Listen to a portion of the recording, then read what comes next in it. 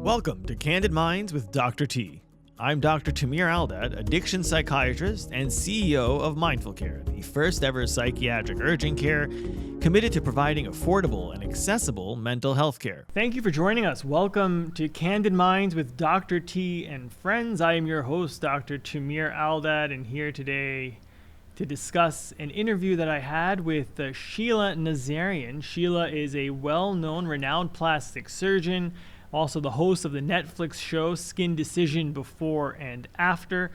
And she's known for her advocacy work, particularly being outspoken, focusing on authenticity and courage, and facing adversity with power.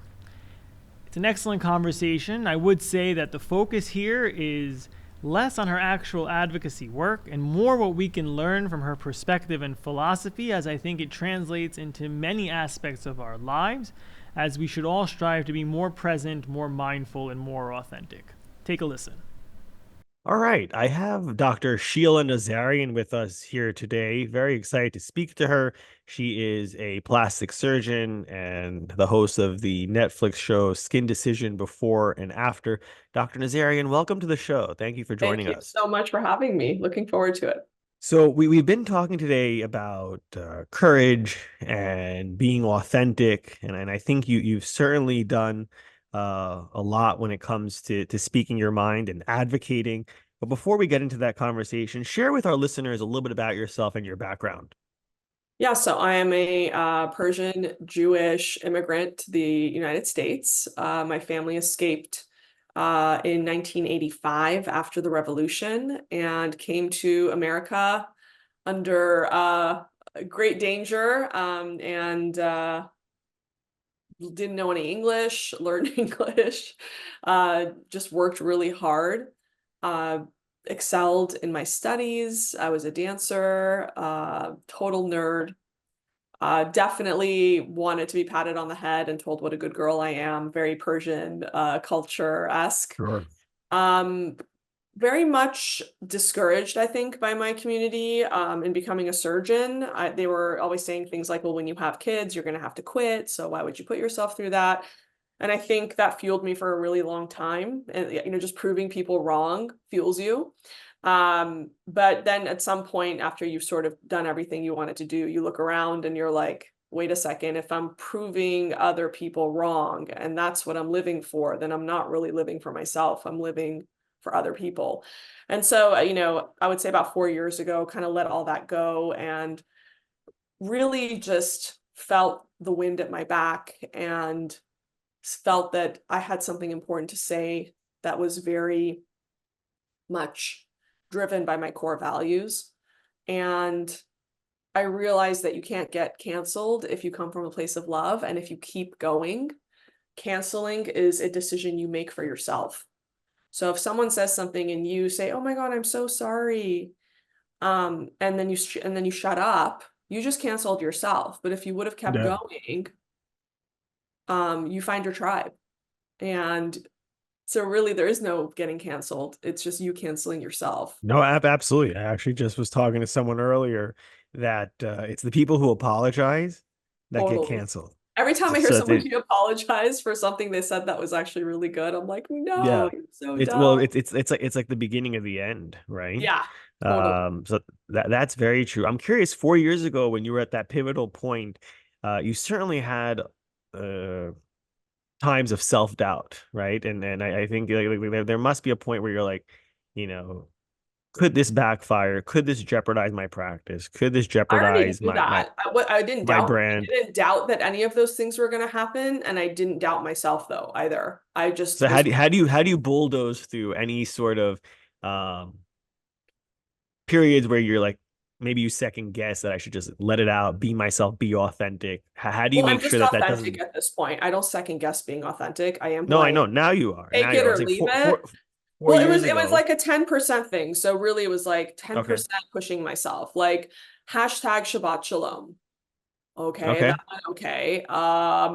You survived that. Hashtag here's a Jewish tradition in my post, and that went okay. And interesting. Speaking up for Holocaust education, that went okay. And so it was just like a little by little 10% pushing myself out of my comfort zone until that zone became comfortable, and then pushing myself 10% more until you get to the, That's really nice. Yeah, yeah. that's actually really, that could resonate with so many of our listeners who feel like going 0 to 60 is impossible, so they stay at zero Yeah. versus going 5 or 10% to, say one thing that, if you're 100% of the things you say are to appease people, maybe 90% of your day say stuff to appease people, 10% just shoot the shit, tell them how you really feel, see how it goes. And when you realize that nothing happens, you survive, maybe they even respect you more for it, you Yeah. could push Yeah. beyond that. And you know, I th more important than that, you respect yourself more for it.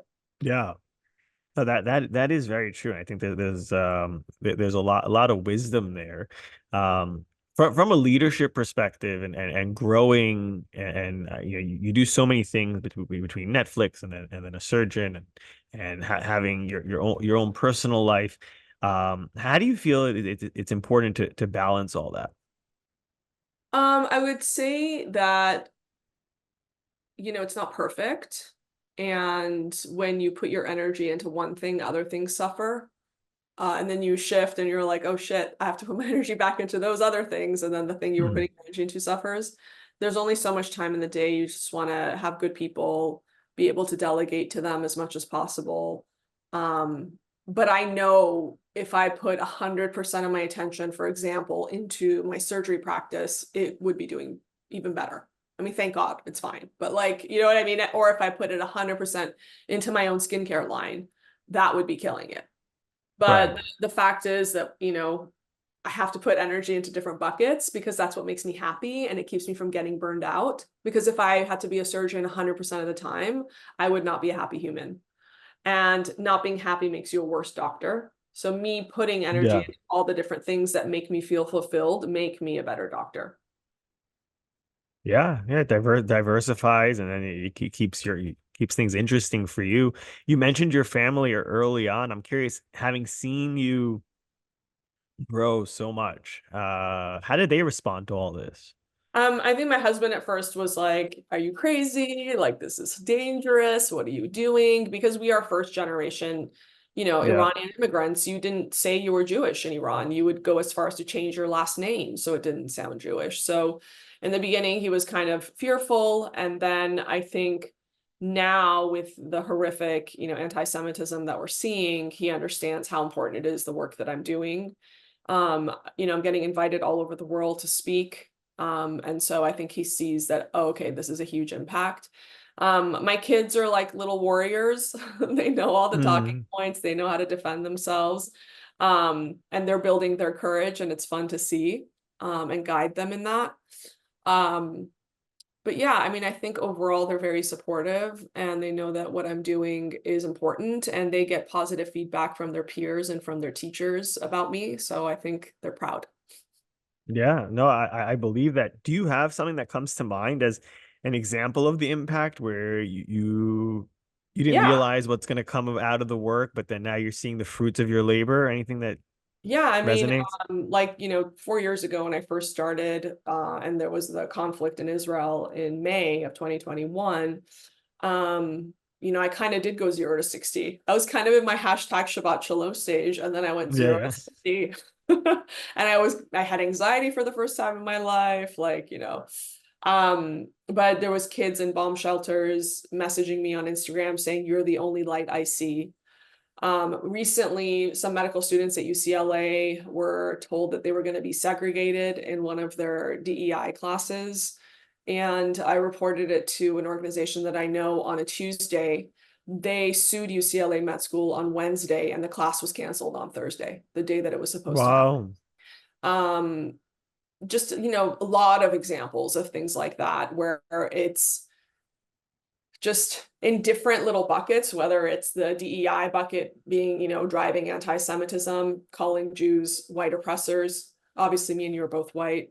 Hmm. Yeah. Or whether it's anti-Israel sentiment, whether it's I don't know, fairness in sports, whether it's political, whether it's about the raging crime and soft on crime policies, like anything I see that I don't think would be a positive um, change for my kids, Hmm. or like it's not a world that I want to have my kid don't, just hand down to my children, Yeah. I will speak up about Right. it. And all the things, religion, politics, philosophy, anything, nothing's off limits, because my parents gave up everything to bring us to America so we could have free speech. And I'm going to make sure I take advantage of that.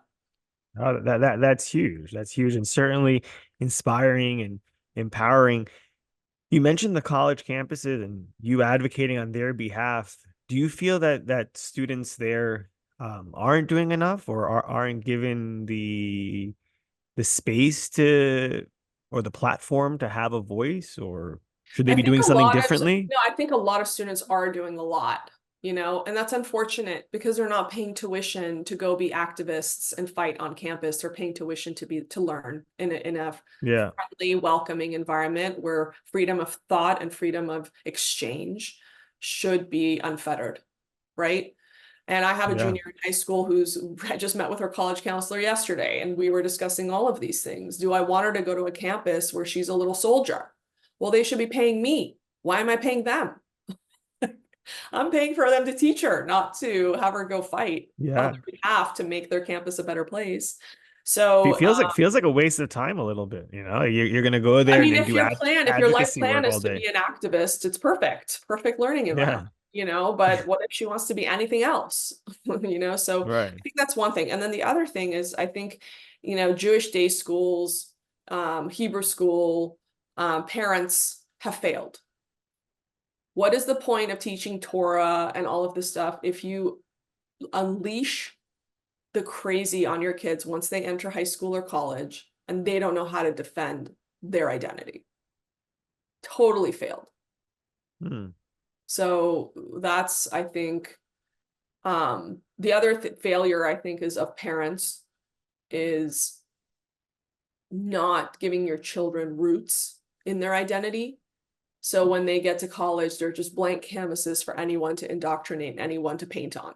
No, you keep Shabbat, you keep traditions, you teach them about the traditions. Guess what? You have to learn about the traditions. You have to learn about Jewish history. You have to teach your kids all of that stuff so that they have roots. And so when the winds come, that their tree is unshakable. So I'm calling all of these things out. Yeah. People maybe don't want to hear it. Maybe it's painful to hear, but I think it has to be said because it can't go on this way. Yeah, I think that's interesting because there's something is happening with those children that go to Jewish day school, go to Hebrew school. I think they're certainly trying to teach them to be proud of who they are, But but do there's like they almost like, teach them, Tamir? Do they teach them when someone says Israel's committing genocide? Do they know what to answer to that right, question? no, no, right. No, you That's failed. where that's the chasm that we're not crossing. Yeah, It's almost like you're proud amongst yourselves, and right. and you're like with like-minded individuals, so everyone's proud because we're all celebrating our own identity.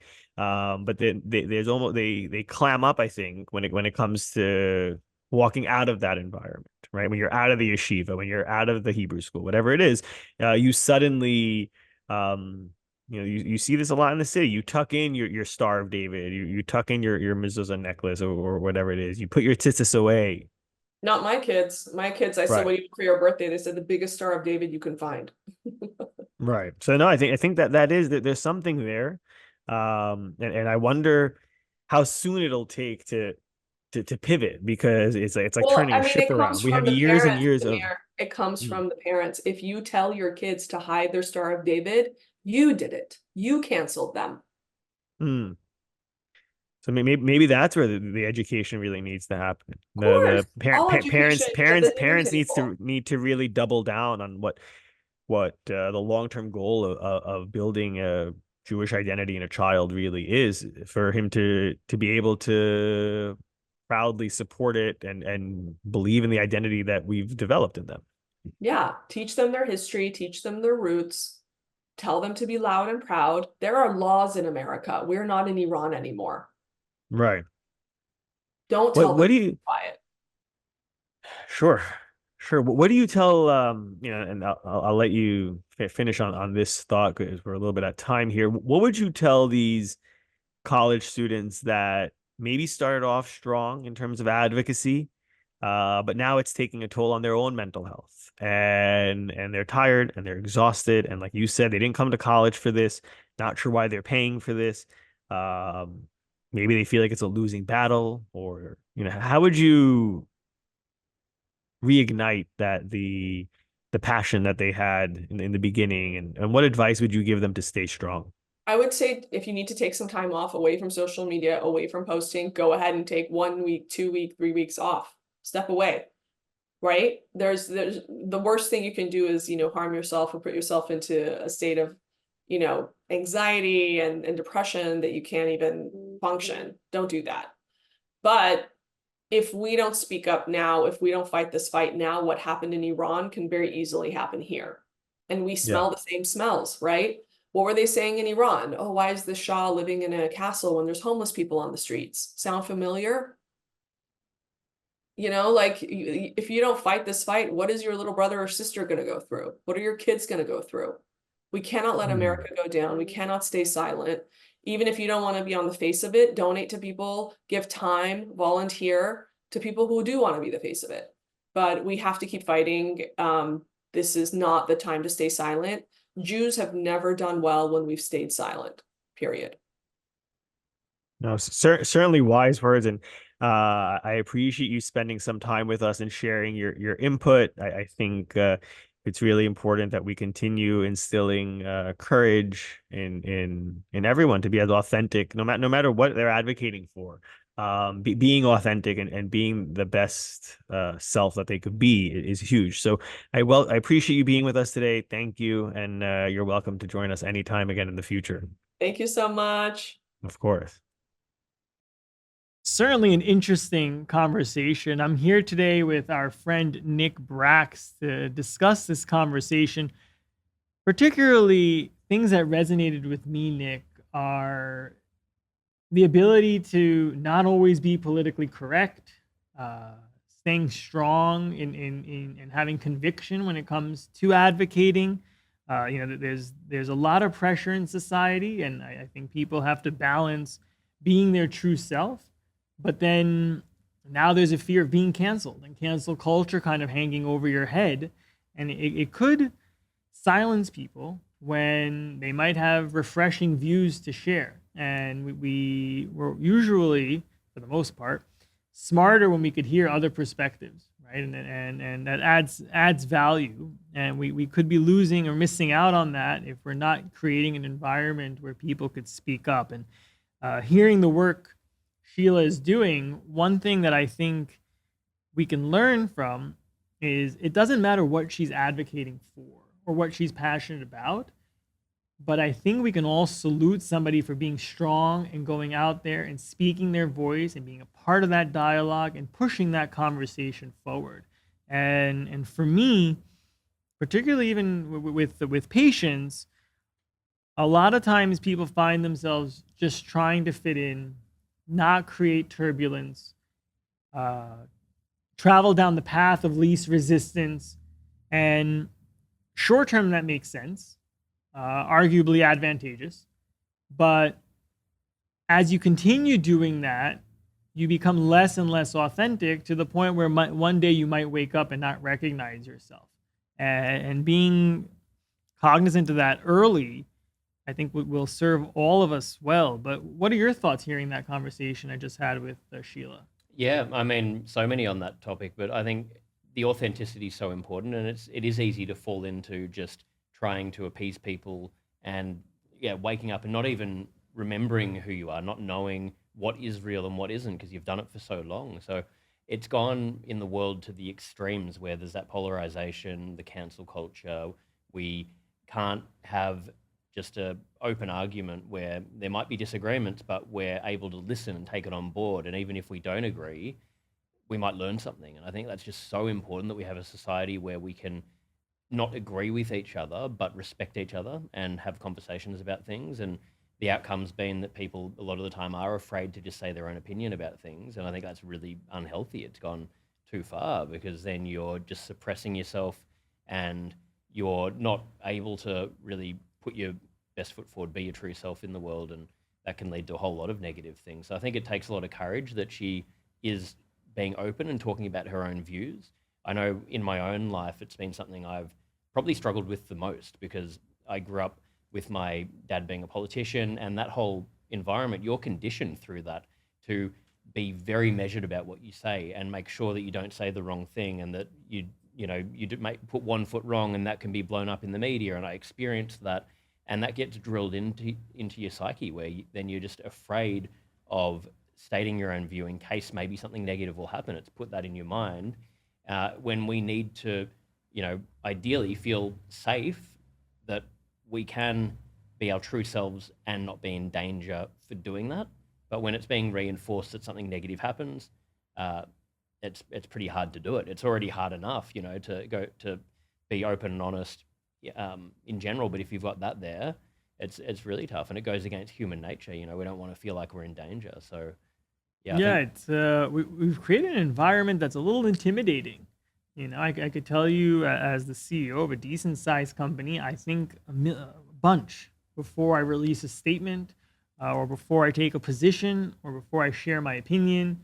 It's and I don't know how healthy that is, right? If I was able to trust that I can speak my mind and have conversations, and there won't be any negative consequences,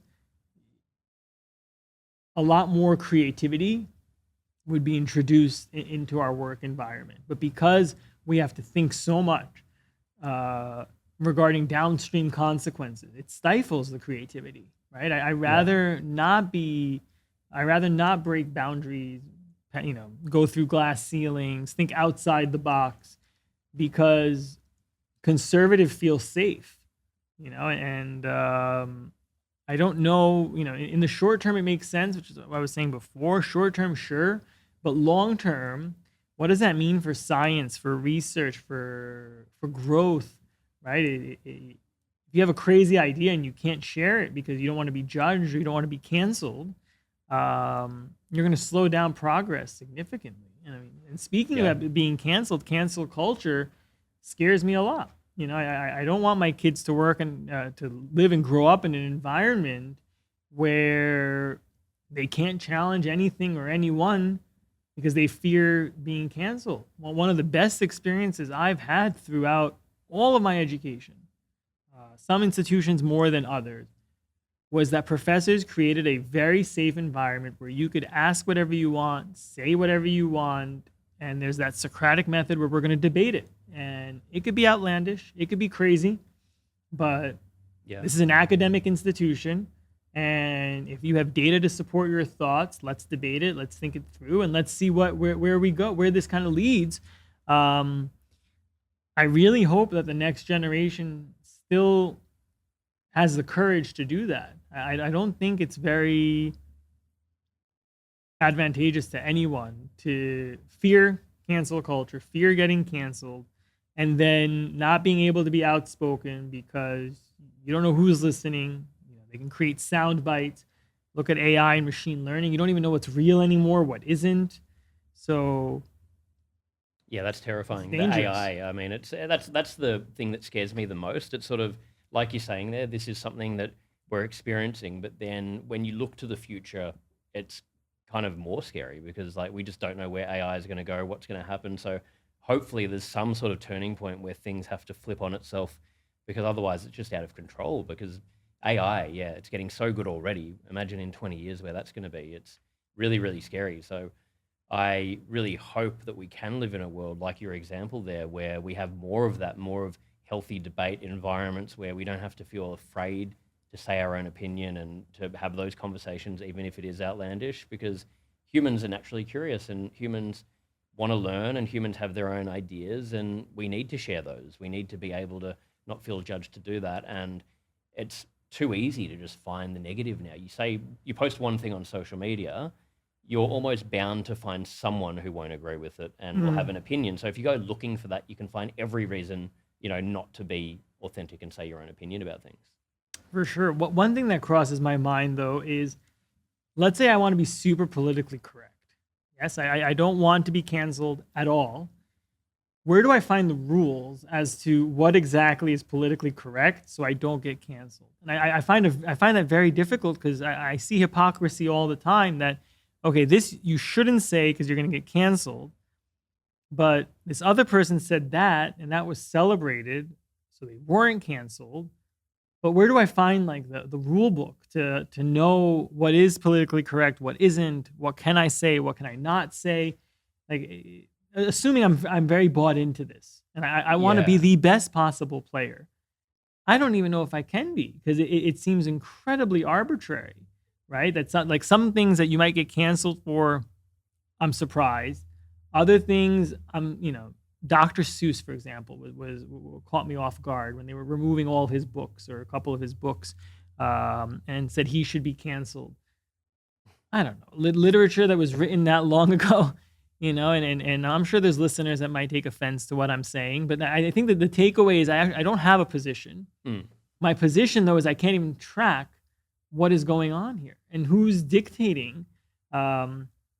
Because if I want to calibrate myself to what's right, and there's an assumption here that cancel culture is right and being politically correct is right, and I want to calibrate myself to that, who's the authority? Exactly. And it's like the problem's almost the solution. We've got a lack of authenticity. Like you're saying there, okay, if I wanted to be super politically correct, well, I can maybe do that according to someone's idealisms, but there's just no scenario where everyone agrees and who is creating this. So it's almost like the only thing to do is just be authentic and be yourself because it's such a mess otherwise. So it's such a weird thing and so many levels to it. Arguably easier. Yeah, easier. Like you don't have to, like Yeah. maybe a bit more scared. And it's like a analogy for life as well. Like it's going to be harder in the sense that it's more scary, it's more uncomfortable. You don't know what's going to happen or what the outcome will be, but it's easier. And that's the same as in life, taking the harder road. It's going to be sort of easier, but harder in the sense of you're going to have to do something uncomfortable. But if you can do that, like you were referencing, instead of doing what just feels comforting and appeases you in the short term, do something that is actually going to make you the person that you become and be the person you feel proud of. And it's kind of crazy, like the psychology, I guess, or what our subconscious. Because I know in my own life, when even if it's one or two things that I've done behind closed doors where I know I'm not being true to myself, you'll sort of feel that and you'll see an outcome of that in your day-to-day life. And it's like, it really translates. So I think it's more than we even realize, even if it's minor things. If you're saying you're going to do something, but you don't actually go and do it, you might think, oh, there's not much of a, implication from that. And in the short term, not really, but you're conditioning yourself to be the kind of person that doesn't do what they say they're going to do. And that's going to make you feel less authentic about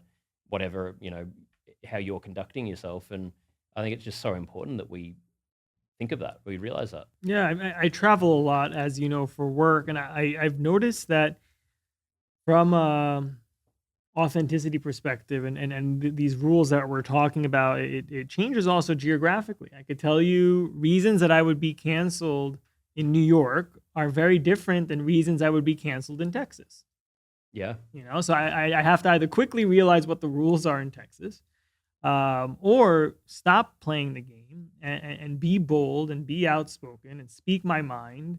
And I really think that should be encouraged and celebrated. What's interesting here also is when we have patients that are in therapy, knowing your truth and being able to even find your truth, particularly in patients that have experienced a lot of trauma, where that truth is buried under a lot of kind of protective layers of insulation. It takes a lot of work and takes a lot of courage. And we do that work with patients. And I'm scared that once they find their voice and they find their truth, now they have to measure that truth against what society is telling them is acceptable. Because what happens if you find your truth and it's not politically correct? You're back to square one. Or if it's not culturally appropriate. there's a lot of risk there to create an environment where you might be canceled, as opposed to an environment where I think you're dead wrong. I completely disagree with you. Um, I think there's negative consequences to spreading what you're saying, but it's all good. I'm at least, where's the curiosity, right? I'm at least curious to understand why it is you feel the way you do. I'm going to share with you why I think it's wrong, but I want to navigate that together. And a lot of that I feel is being stifled, and it's dangerous to the mental health of individuals, because in therapy they're doing all this work to be authentic and real and mindful and present, and then they go out to the real world and they have to watch their back, and they're going to get canceled, and they're on social media they're going to get shadow banned, and who knows what else, what other negative consequences there are. But we're sending mixed messages. Yeah, and then you just remain stuck. It's like a loop, and no wonder there's depression, mental health issues are so high, suicide is so high, especially for men, because they hold on to so many things. And I've seen so many examples of that in the talks that I've done. I've been in talks where I've gone and I did a session at a factory one afternoon, and I had finished the talk, and this guy who was a leader in the company came up to myself and the HR manager, and no one ever thought he had a problem. And he said that he had an active plan to end his life in 2 days' time. Wow. And because he had been holding on to stuff for 20 years, and he didn't feel like it was safe to talk about it. And at home as well, he was seen as the glue that held the family together, and he never talked about his own issues because he felt like, as a man, that's not what you do.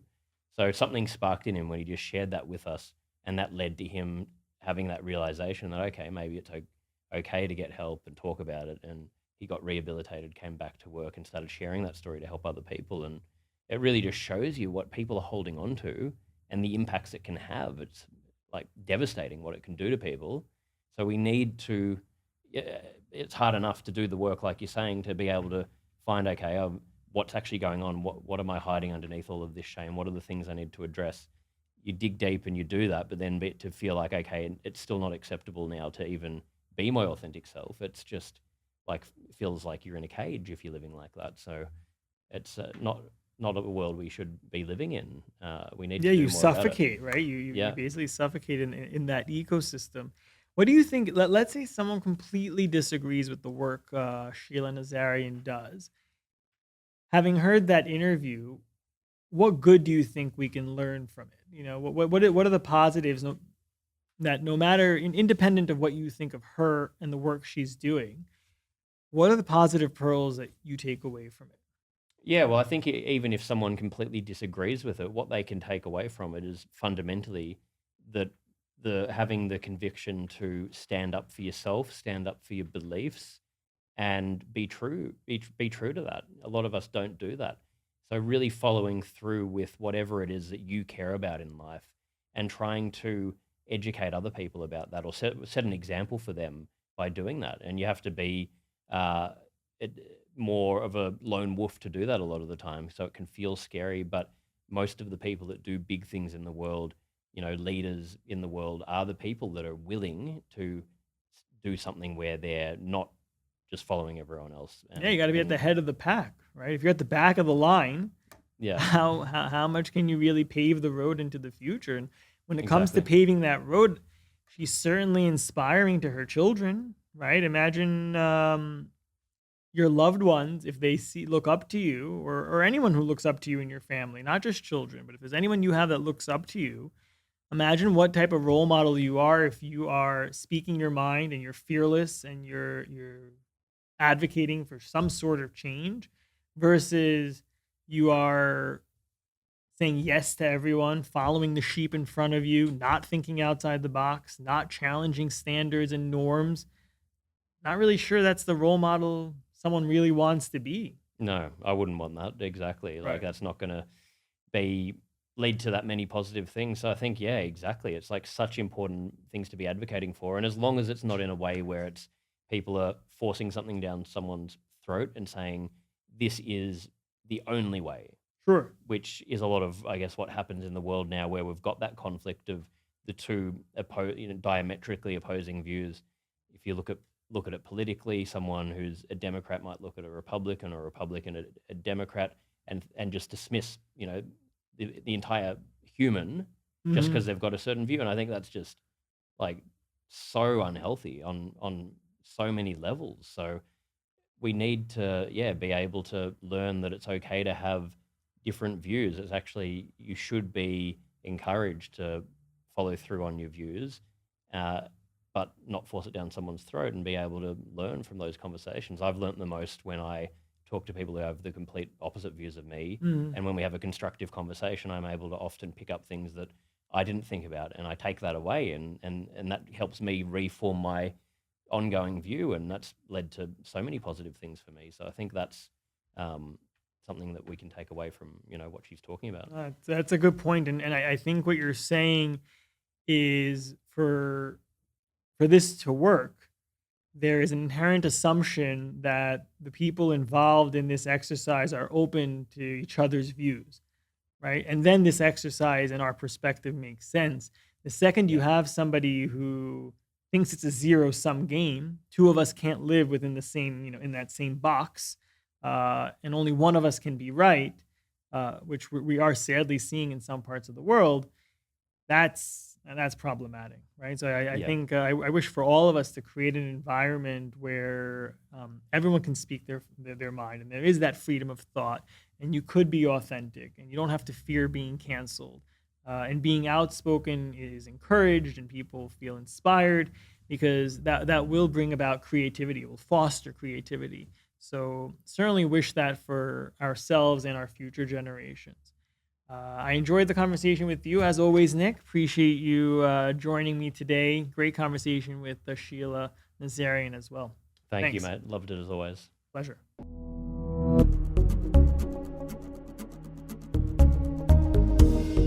Thank you for listening. Please follow us or subscribe wherever you get your podcasts. Please follow us at Mindful Care and at TikTok Psychiatrist for more, and don't forget to rate and review.